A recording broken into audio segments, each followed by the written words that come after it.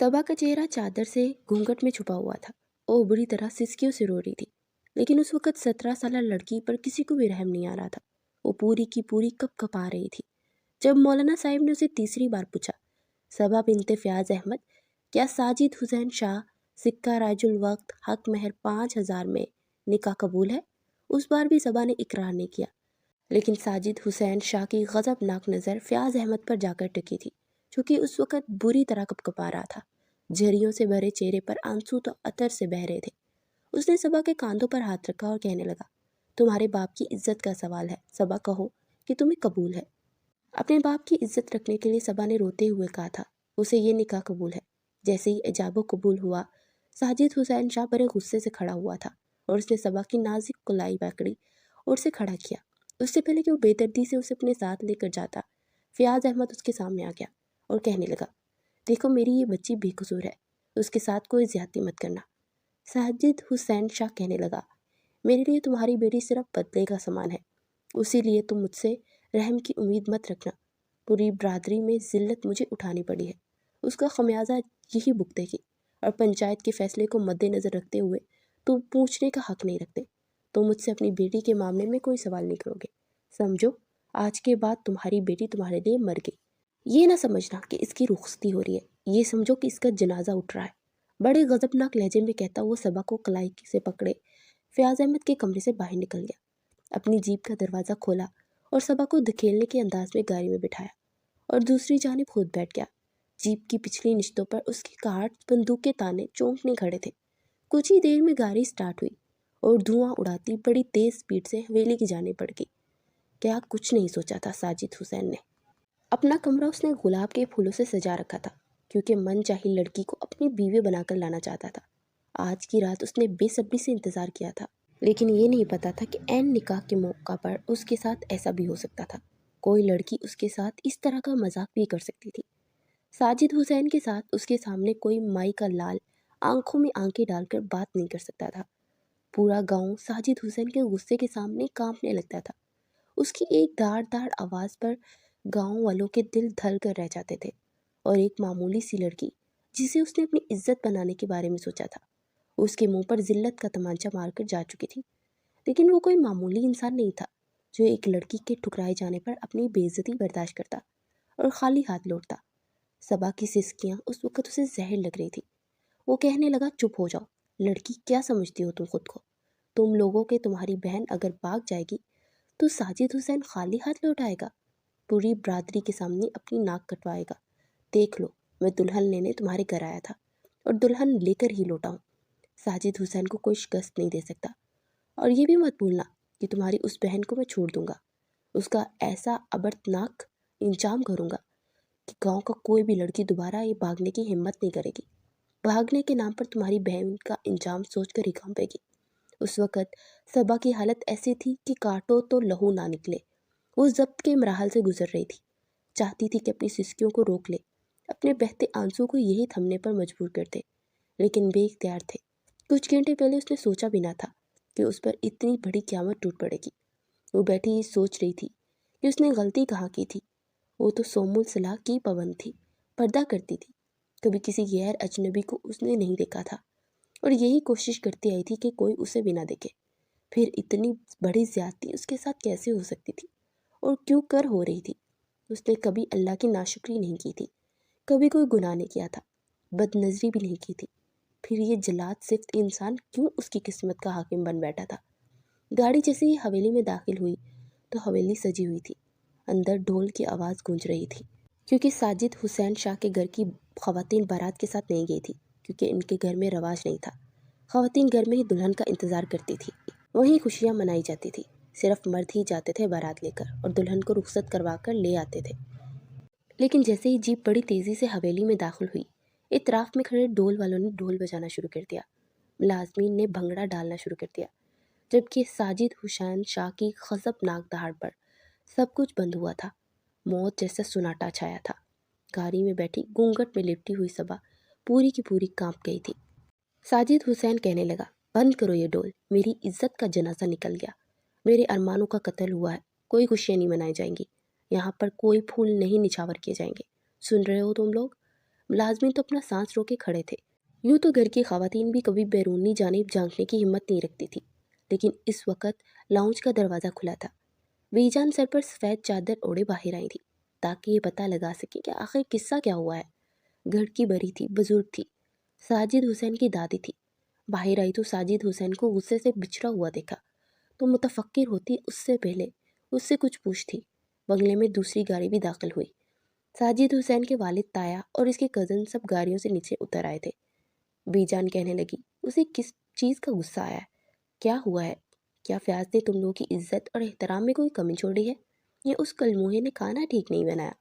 अरे 20 लाख की रकम भिजवाई थी मैंने उसे कहा कि बारातियों के इस्तकबाल में कोई कमी ना हो। जैसा पोता था वैसी ही दादी थी, गरजते हुए बोली थी। जब हुसैन शाह उनके सामने आकर खड़ा हो गया, एक गहरी सांस ली और कहने लगा, अम्मा जान, इस्तकबाल में कोई कमी नहीं हुई थी, लेकिन लड़की भाग गई थी। ये सुनना था कि बीजान की रंगत उड़ी थी।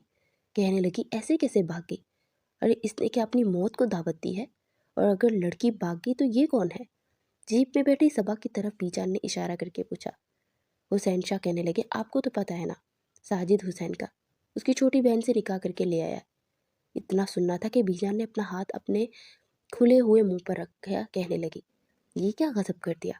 साजिद ने मासूम 17 साल लड़की से निकाह करके आ गया। बहरहाल खातून मुलाजमा को बीजान ने आवाज़ लगाई और फ़ौरन उनकी खिदमत में पेश हो गई। बीजान कहने लगी कि दुल्हन को अंदर ले आओ। सबा यूं थी जैसे बेजान मुजस्समा हो। वो अपने आने वाले वक्त के बारे में सोचकर सबा की रूह तक कांप रही थी कि पता नहीं उसके साथ क्या सलूक करेंगे।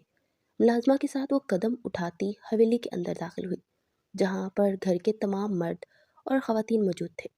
अपनी चादर से इसे लाउंज में लगी तेज़ बरकी रोशनी में सबके चेहरे कुछ धुंधले से नजर आ रहे थे। सब ख़वातीन हैरत की तस्वीर बनी खड़ी थी। इतनी बड़ी जुर्रत कोई लड़की कैसे कर सकती थी? जिसे साजिद हुसैन ने इज्जत देनी चाहिए, उसे ठुकराकर घर से भाग जाए। घर से भाग जाने का उसने सोचा तो कैसे सोचा? इतना बड़ा कदम उठाया कैसे?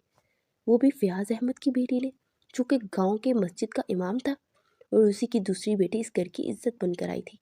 कोई भी उसे इज्जत देने के लिए तैयार नहीं था, लेकिन बीजान ने कहा था कि बड़ी बहू इसे मेरे कमरे में छोड़ कर आओ, फिर मेरे कमरे में रहेगी। जब तक कि बीजान की बात अभी मुकम्मल नहीं हुई थी कि साजिद हुसैन की दाड़ दाड़ आवाज़ पूरे हवेली में गूंजी थी। वो कहने लगा, नहीं बीजान, कि आज रात मेरे कमरे में जाएगी और इस मामले में मैं किसी की बात नहीं सुनूंगा। बीजान का भी लहजा बुलंद हुआ था और कहने लगी, साजिद हुसैन, तुम भूल रहे हो तुम किसके सामने खड़े हो और किसकी बात का इख्तलाफ कर रहे हो। आज तक तुम्हारे बाप और चाचा की हिम्मत नहीं हुई कि मेरे सामने नजरें उठाए, और तुम मुझसे ऊंचे लहजे में बात कर रहे हो, मेरी बात से इनकार कर रहे हो। क्या तुम्हारी नज़र में मेरी और मेरी बात की कोई अहमियत नहीं? साजिद कहने लगा, मैं इस वक्त बहुत गुस्से में हूँ बीजान, मैं गुस्से से पागल हो रहा हूँ, इसलिए मेरे और इस लड़की के बीच में मत आए। जो भी आज मेरे और इस लड़की के बीच में आया, मैं उसका लिहाज हरगिज़ नहीं करूँगा। हुसैन शाह अपनी वालदा के पास आया। वो भी गुस्से में बिछड़ी हुई थी। इसने माँ का हाथ पकड़ा और उनको कमरे में ले गया। कहने लगा, अम्मा जान, आप इस वक्त शेर के मुंह में हाथ देने के बारे में ना सोचें। उसे होश नहीं है। वो बहुत जिल्लत बर्दाश्त की है इसने। पूरी बरादरी के सामने धोखा हुआ है हमारे साथ। उस लड़की के साथ वो जो करे वो कम है। इस वक्त आप कुछ ना कहें तो बेहतर होगा। बाकी मेरा आपसे वादा है कि साजिद आपसे अपने रवैये की माफ़ी ज़रूर मांगेगा। बीजान कहने लगी, उस लड़की का कोई कसूर नहीं है, कसूर उसकी बहन का है, और उसे हम पूरी सज़ा देंगे। वो कहने लगा, जब वो मिलेगी तो उसे अबरनाक सज़ा दी जाएगी, वरना हर लड़की हमारे सामने सर उठाएगी और यही हरकत करेगी। लेकिन बख्शी ये लड़की भी नहीं जाएगी, क्योंकि अगर एक बहन भागेगी तो दूसरी बहन का हाथ भी उसमें ज़रूर होता है, और लड़की अकेली इतनी बड़ी जुर्रत नहीं कर सकती। हुसैन शाह की बात सुनकर बीजान कहने लगी, तुम्हें पता है तुम किसके बारे में बात कर रहे हो? ये मौलवी फयाज की बेटी है, छोटी बेटी, हाफ़िज़ कुरान है, बापर्दा लड़की है, मैं जानती हूँ। ये ऐसी नहीं है। इसकी बड़ी बहन वैसे भी अपने बाप की एक नहीं सुनती थी। मुझे तो वो शुरू से ही पसंद नहीं थी, लेकिन साजिद की ज़िद की वजह से मैं चुप हो गई। हुसैन शाह कहने लगे, अम्मा जान आप आराम करें, अपना बीपी ना हाई कीजिए, बाकी सब हम हैं ना, हम संभाल लेंगे। बाहर लाउंज में खड़ी घूंघट निकाले सबा की सिसकियाँ हवेली में सारी खवातीन सुन रही थी। फिर बड़े नागवार अंदाज से बड़ी बेगम ने उसके हाथ की कलाई पकड़ी और उसे साजिद हुसैन के कमरे में ले जाने लगी। एक एक कदम सबा पर भारी गुजर रहा था। पता नहीं वो शख्स उसके साथ क्या सलूक करता, उसके साथ कैसे पेश आता। वो कुछ भी तो नहीं जानती थी, اس کا دل اس وقت زور زور سے دھڑک رہا تھا، خوف کے مارے اس کا رواں رواں کانپ رہا تھا۔ جب اسے ایک بہت بڑے کشادہ سے کمرے میں لے جایا گیا، گلابوں کی مسرور کن خوشبو اس کے ناک سے ٹکرائی تھی۔ چادر کی دوسری طرف اسے گلاب ہی گلاب نظر آ رہے تھے۔ جانتی تھی آج کمرے کی سجاوٹ اس کی بہن کے لیے کی گئی تھی۔ بڑی بیگم اسے کمرے میں بٹھا کر جا چکی تھی، اور صبا کی حالت اس وقت یہ تھی جیسے اس کی جان نکل جائے گی۔ وہ یہ سوچ بھی نہیں سکتی تھی کہ اس کی بہن رابعہ اتنا بڑا قدم اٹھا لے گی۔ حالانکہ وہ رابعہ سے بہت محبت کرتی تھی، دونوں بہنوں ایک دوسرے سے اپنی ہر بات شیئر کرتی تھی، بچپن سے ہی بہت اچھی دوستی تھی۔ حالانکہ رابعہ اس سے 5 سال بڑی تھی، لیکن تھی دونوں بہنیں، اس لیے آپس میں بہت پیار اور محبت تھی۔ فیاض احمد نے اپنی بیٹیوں سے بہت محبت کی تھی۔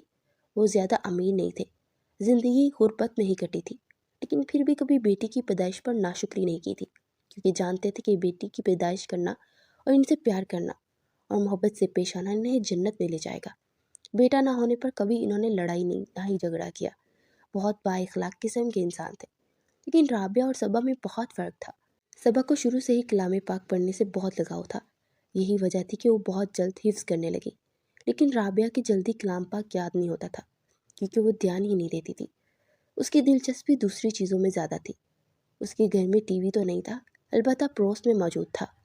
اسی لیے اپنے بابا سے نظر بچاتے ہوئے سہیلی سے ملنے کا بہانہ کر کے پڑوس میں چلی جاتی، وہاں جا کر ٹی وی پر ڈرامے دیکھتی رہتی اور گھر آ کر اپنی ساری باتیں صبا کو بتاتی کہ تم تو پورا دن مدرسے میں گزار دیتی ہو، تمہیں کیا پتہ دنیا میں کیا ہو رہا ہے۔ وہ کہتی مجھے نہیں جاننا، مجھے کلام پاک پڑھنے میں ہی سکون ملتا ہے۔ بہت کم عمری میں صبا نے کلام پاک حفظ کر لیا اور نماز بھی بڑی پابندی سے پڑھتی تھی۔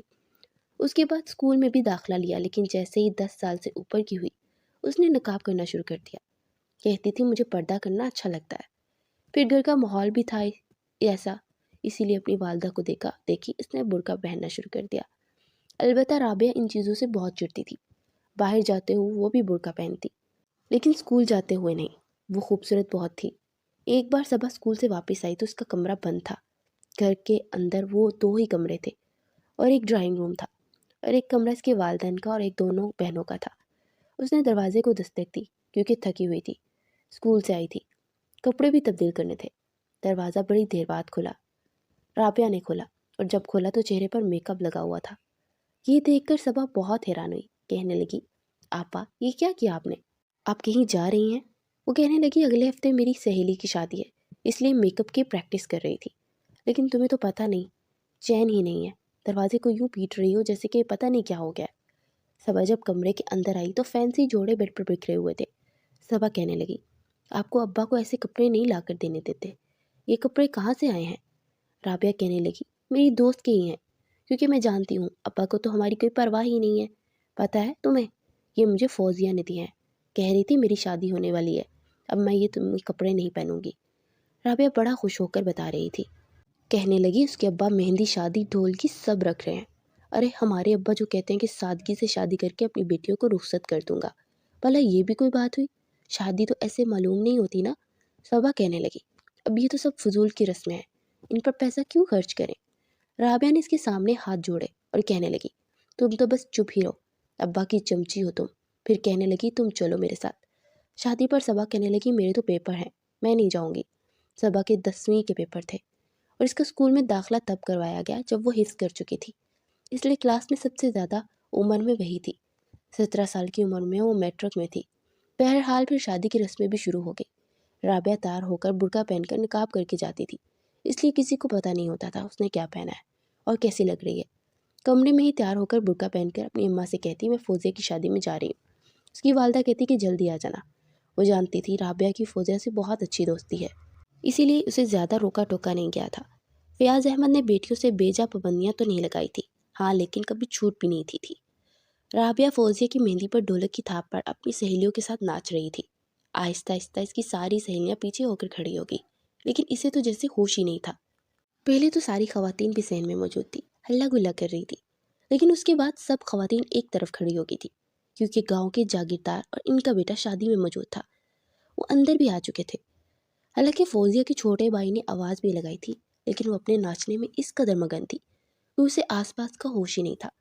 وہ ناچتے ناچتے جھومتے جھومتے کسی سے جا کر ٹکرائی تھی، لگتا تھا کہ ابھی گر جائے گی، لیکن کسی کے باہوں کی حصار نے اسے گرنے سے بچا لیا تھا۔ جب رابعہ کی نظریں سامنے ایک کھڑے شخص پر پڑی جس کی باہوں میں وہ مقید ہو چکی تھی تو بری طرح گھبرائی تھی، کیونکہ وہ جاگیردار کا بیٹا ساجد حسین شاہ تھا جو اسے بڑی ہی دلچسپی سے دیکھ رہا تھا۔ رابعہ نے جلدی سے فوراً خود کو سنبھالا اور اس کے ہاتھوں کو اپنی کمر سے پیچھے کیا اور پھر اندر کی جانب دوڑ گئی، جا کر فوزیہ اور دوسری سہیلیوں کو کہنے لگی، کیا تم لوگ مجھے بتا نہیں سکتے تھے؟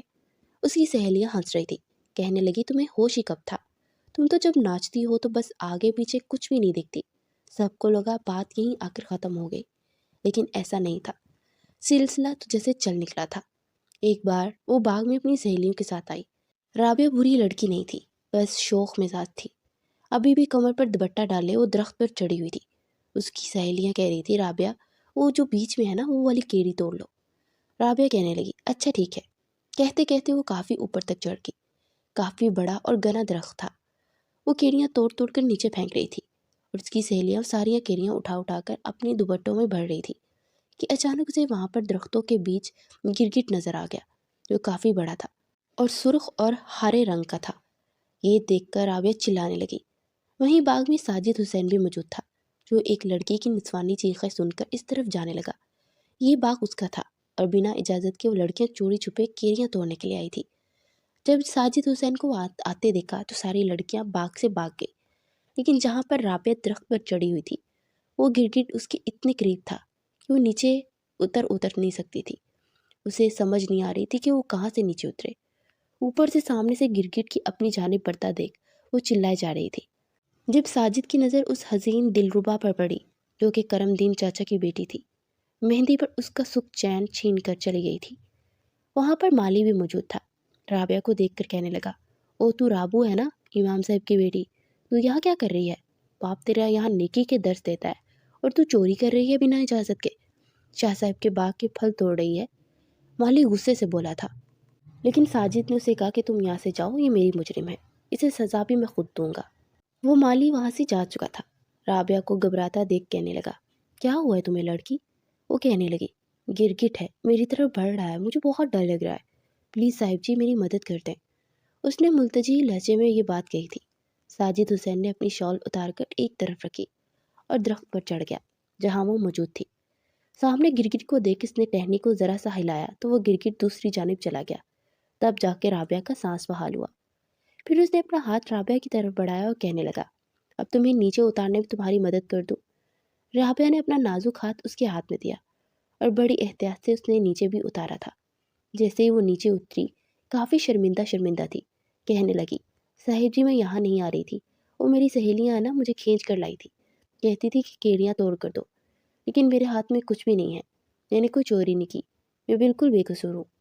رابعہ نے بڑی معصومیت سے اپنی صفائی پیش کی، پھر اپنی کمر سے دوپٹہ کھول کر خود بھی پہننے لگی کہ کہیں ساجد حسین کی تیکھی نظریں اسی پر تھی۔ وہ کہنے لگی، چوری تو تم نے کی ہے۔ وہ ایک ایک قدم اس کی طرف آ رہا تھا اور ایک ایک قدم پیچھے ہو رہی تھی۔ وہ کہنے لگی، اللہ پاک کی قسم میں نے ایک بھی کیڑی نہیں لی، آپ میرے ہاتھ دیکھ لو، ایک بھی نہیں ہے اس میں۔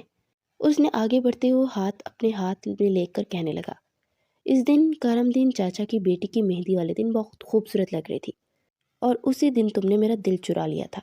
رابعہ حیران تھی، اس نے کبھی نہیں سوچا تھا کہ جاگیردار کا بیٹا اس سے یوں اظہار محبت کرے گا۔ رابعہ نے جلدی سے اپنا ہاتھ چھڑوایا اور باغ سے بھاگ گئی، اپنے گھر چلی گئی، لیکن گھر جا کر بھی وہ کسی کو یہ نہ بتا پائی۔ رابعہ کی بچپن سے ہی اپنے خالہ زاد سے بات طے تھی، اسے اپنا منگیتر بہت پسند تھا، دونوں ایک دوسرے کو پسند کرتے تھے، لیکن ساجد حسین کو جیسے وہ لڑکی بھاگ گئی تھی، وہ ایسا کیسے ممکن تھا کہ اسے چھوڑ دیتا؟ ویسے بھی وہ اپنے گھر میں بڑا تھا سب سے، گھر میں دادی کے بعد اسی کی بات کو اہمیت دی جاتی تھی، کیونکہ بہت جلد اس نے اس جاگیردار رانہ نظام کو سنبھال لیا تھا۔ اب تو جیسے ہی سارا سلسلہ چل نکلا تھا، جہاں بھی ساجد حسین رابعہ کو کھیتوں میں آتے جاتے دیکھتا تو اپنی گاڑی روک لیتا اور اسے کہتا، بیٹھو میں تمہارے گھر تک چھوڑ دیتا ہوں، لیکن وہ اس کے ارادوں کو بھانپ گئی تھی، اس لیے صاف انکار کر دیتی۔ وہ کہتی، آپ میرا راستہ مت آیا کریں۔ وہ کہنے لگا کہ کیا کروں، دل کے ہاتھوں مجبور ہو گیا ہوں۔ رابعہ نے کہا، دیکھیں میں آپ سے محبت نہیں کرتی، اسی لیے میرا پیچھے چھوڑ دیں۔ ساجد حسین کہنے لگا، محبت بعد میں کر لینا، میں ویسے بھی تم سے شادی کا ارادہ رکھتا ہوں، اور اچھی بیویاں شادی کے بعد ہی اپنے شوہر سے محبت کرتی ہیں۔ رابعہ نے گہری سانس لی اور اپنے ہاتھ باندھ کر اس کے سامنے کھڑی ہو گئی، کہنے لگی، دیکھیں میری بات غور سے سنیں، بس جتنا جلدی ہو سکے اسے اپنے ذہن میں بٹھا بھی لیں۔ میں اپنے خالہ زاد جمال کو پسند کرتی ہوں اور بچپن سے میرا رشتہ طے ہے۔ ہم دونوں ہی ایک دوسرے سے محبت کرتے ہیں اور شادی بھی میری وہیں ہوگی۔ ساجد حسین نے اپنی گاڑی کا دروازہ کھولا اور باہر نکل آیا اور رابعہ کے سامنے کھڑا ہو گیا اور کہنے لگا، کیا کہا تم نے ابھی؟ رابعہ اس کے غضبناک لہجے کو سن کر کچھ گھبرا گئی اور وہ پھر کہنے لگا، جو چیز ساجد حسین کو پسند آ جائے پھر وہ اسی کی ہو جاتی ہے۔ آج ہی میرا باپ اور میرا چاچا تمہارے گھر رشتہ مانگنے آئیں گے۔ تمہارے باپ سے اس رشتے پر اقرار کروانا ہے۔ میں بہت اچھے طریقے سے جانتا ہوں، جب تم میری دلہن بن کر میرے اجلا عروسی میں آؤ گی تو اپنے دل سے اپنے کزن کی محبت کو کھروچ کر پھینک کر آنا۔ میں برداشت نہیں کروں گا کہ میری بیوی کے دل میں کوئی اور بستا ہو۔ رابعہ کہنے لگی، یہ کیا زبردستی ہے؟ میں آپ سے شادی نہیں کروں گی۔ اس سے آگے کہ وہ کچھ کہتی، ساجد حسین نے اس کے منہ پر ہاتھ رکھ چکا تھا اور کہنے لگا، تمہارا انکار تمہارے گھر والوں کو تباہ کر کے رکھ دے گا۔ سوچ سمجھ کر بات کرو کہ تم بات کس کے ساتھ کر رہی ہو۔ میں گاؤں کا کوئی اور نوجوان نہیں جسے جو چاہو کہہ دو، جاگیردار حسین شاہ کا بیٹا۔ یہ کہہ کر وہ دوبارہ گاڑی میں بیٹھ کر دھواں اڑاتا ہوا وہاں سے جا چکا تھا۔ رابعہ اب صحیح معنوں میں پریشان ہو چکی تھی۔ ساجد حسین نے صرف کہا نہیں تھا، شام کو اس کے والد اور چاچا فیاض احمد کے گھر پر موجود تھے۔ رابعہ کمرے میں بیٹھی انگلیاں چٹکا رہی تھی۔ وہ بے حد پریشان تھی اور صبا اسی کو دیکھ رہی تھی۔ وہ کہنے لگی، آپا کیا ہو گیا ہے؟ پریشان کیوں ہو رہی ہوں؟ اس نے کچھ نہیں بتایا۔ کچھ دیر بعد اس کے والد اور والدہ کمرے میں آئے اور کہنے لگے، جاگیردار اپنے بیٹے کا رشتہ تمہارے لیے مانگ رہے ہیں۔ رابعہ سن کر کھڑی ہوگی اور کہنے لگی، ابا آپ جانتے ہیں نا میرا رشتہ طے ہے اور میں جمال کے علاوہ کسی اور سے شادی نہیں کروں گی۔ یہ سن کر فیاض احمد نے کہا، میں انکار کر چکا تھا، لیکن وہ لوگ دھمکیاں دے رہے ہیں کہ زمین واپس لے لیں گے، ایک گھر واپس لے لیں گے، ہمارا جینا دوبھر کر دیں گے۔ میں نے تو کبھی تم لوگوں کو بنا پردے کے باہر نہیں نکالا، تو کیسے جاگیردار کے بیٹے کی تم پر نظر پڑ گئی؟ یہ بات سن کر رابعہ کی نظریں جھکی تھی۔ بہرحال غلطی تو اس سے ہوئی تھی۔ گھر سے وہ نقاب والی چادر پہن کر جاتی تھی، لیکن باغ میں جا کر اتار کر ایک طرف رکھ دیتی تھی۔ آج اس کی بے پردگی نے اسے یہ وقت دکھایا تھا۔ اس نے ہاتھ جوڑ کر اپنے باپ کے سامنے کہا، ابا مجھے یہ شادی نہیں کرنی۔ لیکن فیاض احمد مجبور تھے۔ وہ کہنے لگے، میں بے گھر ہو جاؤں گا، اس لیے تمہیں یہ شادی کرنی پڑے گی۔ دونوں میاں بیوی آنسو صاف کر رہے تھے۔ رابعہ رونے لگی، پوٹ پوٹ کر رونے لگی، لیکن فائدہ نہیں تھا، کیونکہ جاگیردار حسین شاہ اپنے بیٹے سے اس کا رشتہ طے کر کے ہی کیا تھا۔ لیکن جیسے ہی یہ خبر جمال اس کے گھر والوں تک پہنچی، وہ فیاض احمد کے گھر آ گئے۔ کہنے لگے، بھائی صاحب بچپن سے آپ نے بچوں کا رشتہ طے کیا تھا اور ایک دم سے انکار کر دیا۔ جمال اپنے والدین کے ساتھ آیا تھا۔ بات جمال کے والد نے شروع کی تھی۔ فیاض احمد کہنے لگے، میں بے حد مجبور ہوں، تم تو جانتے ہو نا ان جاگیرداروں کو، ان کے سامنے ہم جیسوں کی نہیں چلتی، اور میں یہ نہیں جانتا کہ میری بچی کی بدنامی ہو جائے، کیونکہ یہ لوگ اسے بدنام کر دیں گے۔ میرا انکار میری زندگی جہنم بنا کر رکھ دے گا۔ میں بہت پریشان ہوں۔ جمال کے ماں باپ تو یہ بات سمجھ گئے تھے، لیکن جمال اپنی محبت سے دستبردار ہونا ہی نہیں چاہتا تھا، اس لیے کب ان دونوں نے باغ جانے کا پلان بنایا کسی کو خبر نہیں ہونے دی۔ شادی والے دن ہی دوپہر کو اس نے اپنا کمرہ بند کر لیا تھا۔ کہنے لگی، میں خود تیار ہو جاؤں گی، لیکن اس کمرے کی کھڑکی پچھلی جانب کھلتی تھی، جہاں سے جمال اسے لینے کے لیے پہنچ گیا تھا، اور پھر دونوں ہی بھاگ چکے تھے۔ جب تک بارات آئی تب تک وہ لوگ شہر جانے والے بس میں بیٹھ چکے تھے، لیکن جب بارات آنے کے بعد رابعہ کے کمرے کا دروازہ کھولنے کی کوشش کی تو دروازہ اندر سے لاک تھا۔ دروازے پر بہت دستک تھی، لیکن کسی نے نہیں کھولا۔ مجبوراً دروازے کو دھکا مار کے کھولا گیا۔ تب وہ کمرے میں نہیں تھی، بس ایک خط لکھا تھا، جس میں لکھا تھا، مجھے ڈھونڈنے کی کوشش مت کیجیے گا، میں جمال کے ساتھ بہت دور جا رہی ہوں، کیونکہ میرا رشتہ میرے باپ نے اسی سے طے کیا تھا۔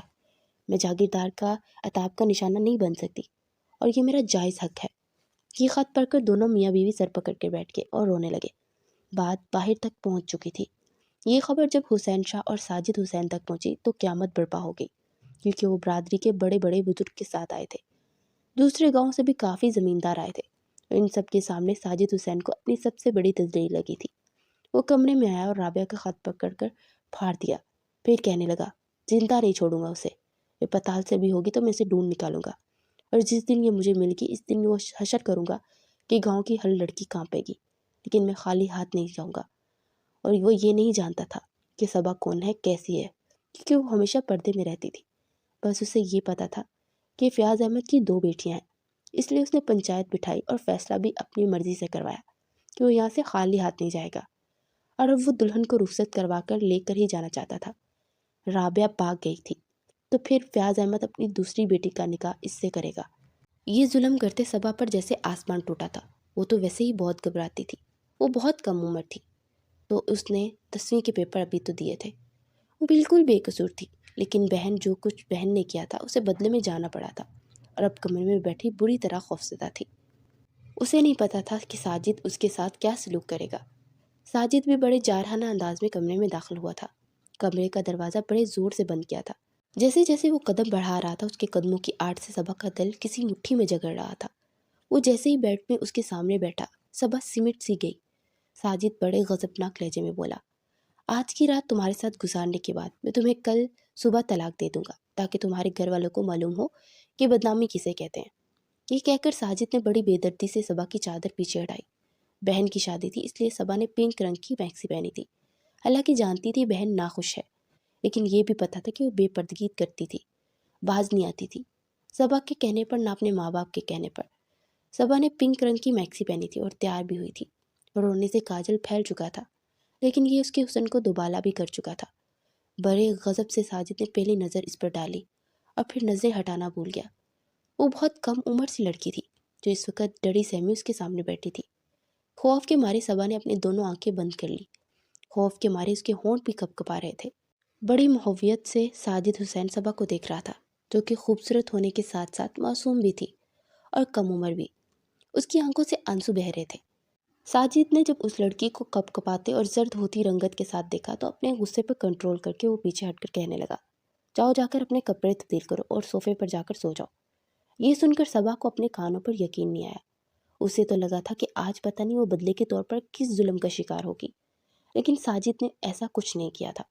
شاید اس کی کم عمری پر رحم آ گیا تھا۔ یہاں اس کی معصوم شکل دیکھ کر وہ یہ تو سمجھ ہی نہیں پا رہی تھی کہ ایک دم سے اسے ہوا کیا تھا۔ صبا جلدی سے بیڈ سے اٹھی اور الماری میں رکھے عام لباس کو پہن لیا۔ اپنی میکسی اس نے الماری میں رکھ دی تھی۔ تب تک ساجد بیڈ پر لیٹ چکا تھا، آنکھیں بھی بند کر چکا تھا۔ صبا نے آہستگی سے تکیہ اٹھایا، صوفے پر جا کر لیٹ گئی۔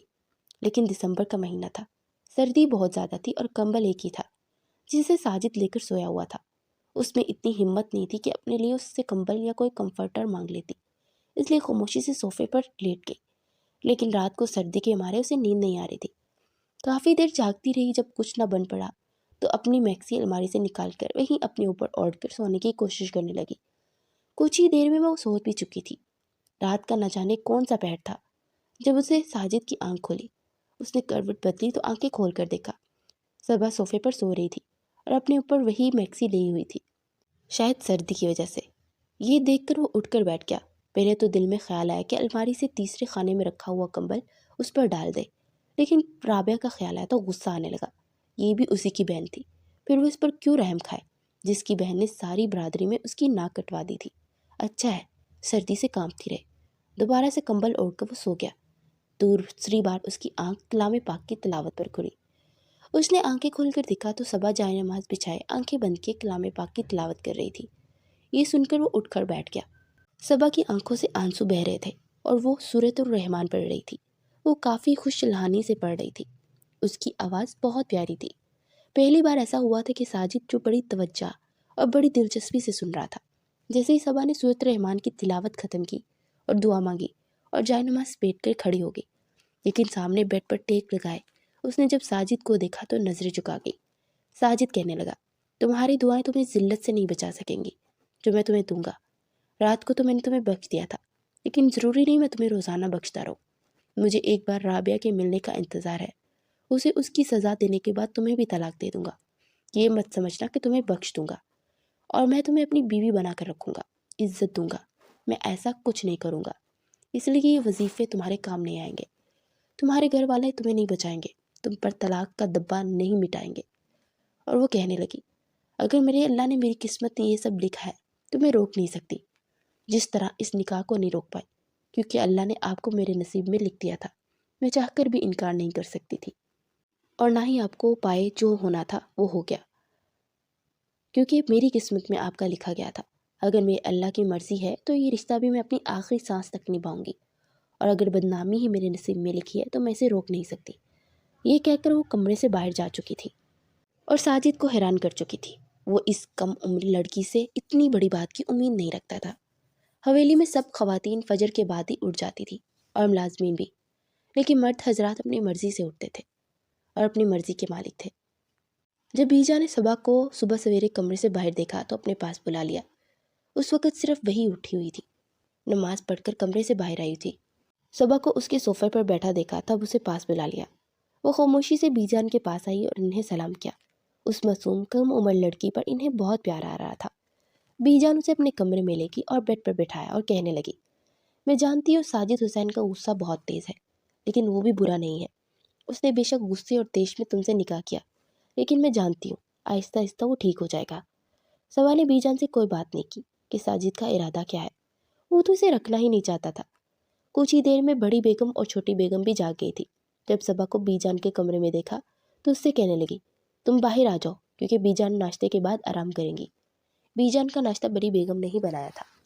بیجان کو ناشتہ کروا کر اس نے دوا دی اور بیجان سو گئی۔ صبا کمرے سے باہر آ چکی تھی۔ بڑی بیگم بڑی ناگواری سے اس سے بات کرنے لگی اور کہنے لگی، تم جیسے لوگوں کو میرے بیٹے نے عزت دینا چاہی تھی۔ تم کیا سمجھتی ہو میرے بیٹے کے لیے رشتوں کی کمی تھی؟ وہ جس لڑکی پہ ہاتھ رکھتا اس گھر میں ہم رشتہ لے کر جاتے، وہیں سے ہماری بڑی عزت سے رشتہ مل جاتا۔ میرے بیٹے نے تو محبت میں ذات برادری اور ہم لوگوں کو بھی نہیں دیکھا اور تمہاری کم ظرف بہن کو پسند کر لیا۔ بڑی عزت سے اس سے شادی کرنا چاہا، لیکن وہ اس قابل ہی نہیں تھی کہ جاگیردار گھرانے کی بہو بنتی۔ صبا نے کہا، رشتے زبردستی سے نہیں کیے جاتے۔ آپ کے شوہر آپ کے دیور نے زبردستی میری بہن کا رشتہ میرے والد سے طے کروا کر گئے تھے۔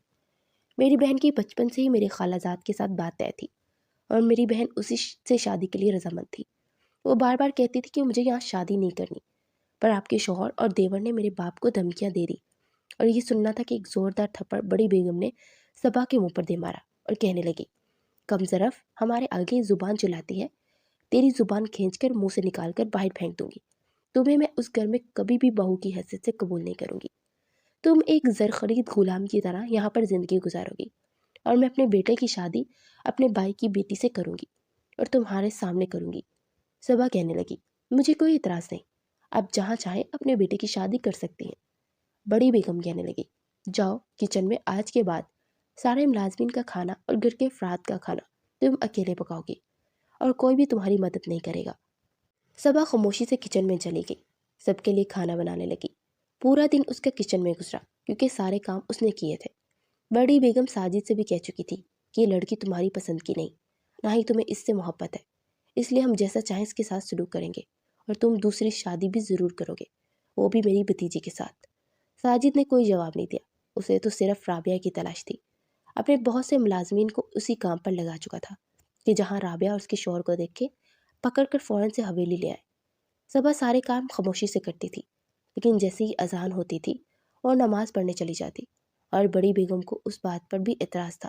وہ کہنے لگی، پہلے کام کرو، نماز بعد میں پڑھنا۔ وہ کہنے لگی، میرا رب پہلے ہے اور دنیا بعد میں، نماز نہیں چھوڑوں گی اور دنیا کے کام کے لیے اپنی نماز قضا نہیں کروں گی۔ اس بات پر بڑی بیگم نے اسے بہت مارا تھا۔ کہنے لگی، تمہاری زبان بہت چلتی ہے۔ ایک بار یہ منظر ساجد نے بھی دیکھ لیا تھا۔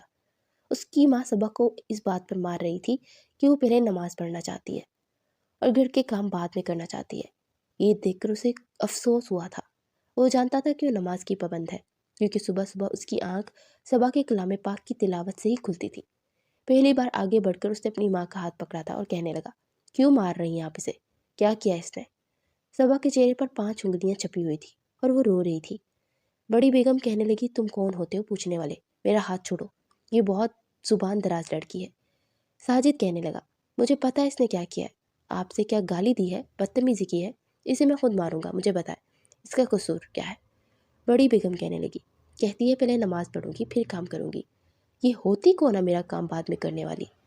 وہ کہنے لگا، یہ تو کوئی بڑی بات نہ ہوئی، اگر وہ پہلے نماز پڑھنا چاہتی ہے تو پڑھ سکتی ہے، اور میرے خیال سے ہم بھی مسلمان ہیں، اسے وقت سے نماز پڑھنے سے تو کوئی نہیں روک سکتے۔ آپ کل کو اللہ کے سامنے کیا جواب دیں گی؟ یہ سن کر بڑی بیگم چپ سی ہو گئی۔ پھر اس نے صبا سے کہا کہ جا کر نماز پڑھو، باقی کا کام بعد میں کرنا۔ وہ فوراً سے اٹھ کر لنگڑاتے ہوئے اپنے کمرے میں چلی گئی کیونکہ بڑی بیگم نے اسے پاؤں کی جوتی سے اس کے پیر کو زور سے دبایا تھا۔ پھر وہ کرا کر رہ گئی تھی साजिद ने अपनी वालदा से कहा कि आज के बाद उसे नमाज के लिए मत रोकेगा। पहली बार साजिद को लगा उसके दिल में सबा के लिए हमदर्दी का जज्बा जागा है। रात को जब वो सोफे पर जाकर सोने के लिए बैठी तो साजिद काफ़ी देर उसका चेहरा देखता रहा। उसकी रंगत पहले से ज़्यादा पीली पड़ चुकी थी, लेकिन आज तक उसने शिकवा नहीं किया था, कोई शिकायत नहीं की थी। साजिद की हर चीज़ का ख्याल रखती थी। उसके कपड़े उसे प्रेस मिलते थे, उसके जूते उसे हमेशा साफ करके खुद पहनाती थी। उसके सर पर इज्जत की पगड़ी भी रखती थी, जो कि जागीरदारों की शान होती थी। कभी शिकवा भी नहीं किया था, कोई शिकायत नहीं की थी। फिर कैसे मुमकिन था वो अपने दिल को सबा के लिए धड़कने से रोक सकता। सुबह जब इसे सबा की तिलावत की आवाज़ सुनाई दी तो उठकर बैठ गया। पहली बार ऐसा हुआ था कि वो वज़ू करके आया था। जैसे ही सबा जाए नमाज उठाने लगी तो कहने लगा, बिछा रहने दो, मैं नमाज़ पढ़नी है। साजिद को पता ही न चला कि कब आहिस्ता आहिस्ता वो बदलने लगा था। नमाज भी पाबंदी से पढ़ने लगा था और इसका ये बदलाव बीजान को बहुत अच्छा लगा था। वो खुद भी सबा की बहुत तारीफ़ करती थी, इन्हें बहुत ज़्यादा अच्छी लगती थी। हर वक्त सर पे दुपट्टा रखती थी, मुंह में कलाम पाक पढ़ती रहती थी और साथ साथ घर के काम भी करती रहती थी। 2 माह मुकम्मल हो चुके थे, लेकिन अब साजिद का दिल मुकम्मल तौर पर सबा की तरफ माइल हो चुका था। इसीलिए एक रात उसने बड़ी इज्जत से उसे अपने बेड पर लिटाया था और बड़ी मोहब्बत से निकाह के पाकीज़ा रिश्ते को निभाया था। लेकिन अगली सुबह से पता चल गया कि जमाल और राबिया शहर में रह रहे हैं। उनका पता लग गया था और उस खबर ने पूरी हवेली में तहलका मचा दिया था। दोनों को पकड़ा जा चुका था और वह हवेली में ही लाए जा रहे थे। जब सबा ने हाथ जोड़कर मिन्नत की थी कि उसकी बहन को कुछ न कहा जाए, लेकिन साजिद चुप था। जैसे ही राबिया और जमाल को साजिद के पाँव में लाकर फेंका गया तो जमाल उसके सामने हाथ जोड़ने लगा। खुदा की कसम, हमारा कोई कसूर नहीं, सिवाय इसके हमने अपना जायज़ हक इस्तेमाल किया। साजिद ने जमाल का हाथ पकड़ा तो राबिया को लगा जैसे उसको जान से मार डालेगा, लेकिन वो कहने लगा कि मैंने तुम दोनों को माफ़ किया, तुम लोग इसी गांव में रह सकते हो, मुझसे छुपने की ज़रूरत नहीं। सब लोग साजिद का फैसला सुनकर जितना भी हैरान होते इतना ही कम था। उसके बाद शाह हुसैन ने पूछा कि तुमने माफ़ क्यों किया, और वो कहने लगा, मेरी किस्मत में सबा थी बाबा जान, और पता नहीं मेरी कौन सी नेकी का सिला मुझे सबा की सूरत में मिला है, जिसकी खिदमत ने, मोहब्बत ने और दीनदारी ने मुझे बिल्कुल बदल के रख दिया है। मेरे दिल में किसी के लिए भी कोई नफरत नहीं है। मैं समझ गया हूँ कि रिश्ते जबरन मुसल्लत नहीं किए जाते, जो किस्मत में होता है वही हमारे लिए बेहतर होता है, और सबा मेरे लिए हर लिहाज से बेहतर है।